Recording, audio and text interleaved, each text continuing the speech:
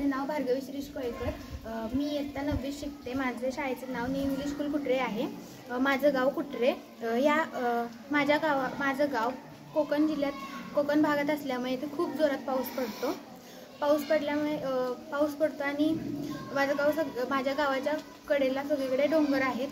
डोंगराच्या भोवती टप्प्याटप्प्यात जमीन असल्यामुळे शेतकऱ्यांना पेरणी वगैरे करण्यास खूप त्रास होतो। काही शेतकऱ्यांकडे तर एक एक गुंठात जमीन आहे। तिथे तर बैल पण येऊ शकत नाही, ट्रॅक्टर पण येऊन चालणार नाही। 1,000 रुपये वगैरे खर्च करावे लागतात आपल्याला एवढ्याशा गुंठ्यासाठी।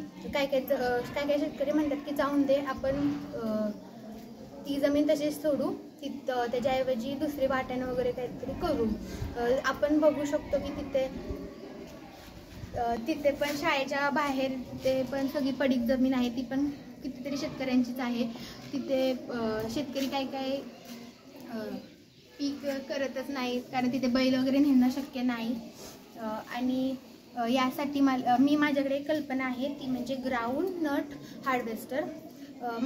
यासाठी सामान लागणार आहे ते म्हणजे आयरन पाईप आणि HP मोटर, स्विचेस, वायर आणि वेल्डर, ही सगळी त्यासाठी लागणारे साहित्य आहेत। मी हे तयार केलेलं आहे, ते आपण बघू शकतो की ह्या 3 पाईप्स आहेत। इथून आपण धान्य वगैरे टाकू शकतो आणि इथून खालून कोळप्याला ते जॉईन केलं की ते खाली पेरता येतं। हे असं मी तयार केलेलं आहे आणि याचा उपयोग म्हणजे आपण हे कमीत कमी खर्चात बनवू शकतो। ह्याला जास्त खर्च पण लागणार नाही। ज्या शेतकऱ्यांची जास्त हे नाही, म्हणजे ते जे गरीब आहेत वगैरे, त्यांना याचा उपयोग होऊ शकतो। तसंच आजकाल वाढत्या लोकसंख्येमुळे खूप कमी शेती राहिलेली आहे आता या जगात वगैरे बघता येईल। भारतात तर खूप संख्या आहे, तुम्ही तर पाहू शकता, तुम्हाला तर माहितीच आहे।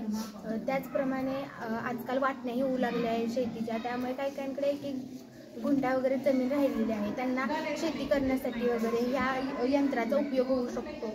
खूप कमी खर्चात वगैरे बसतं हे यंत्र। आणि काही शेतकरी, आपल्या सगळ्यांकडे तर कोळपा असतोच, त्यालाच फक्त हे लावायचं आणि पेरणीसाठी उपयुक्त आहे। आपल्या घरात वगैरे पण हे यंत्र आपण ठेवू शकतो। याला काही जास्त जागा वगैरे लागत नाही, जसं की बैल वगैरे त्यासाठी एक सेपरेट जागा लागते, तसं काही नाही, हे घरात पण छोट्याशा जागेत बसू शकतं। धन्यवाद मला या बिल्डथॉनमध्ये सहभागी केल्याबद्दल। मला गाईड केल्याबद्दल पाटील मॅडम आणि हल्लोळे सर यांचे आभार।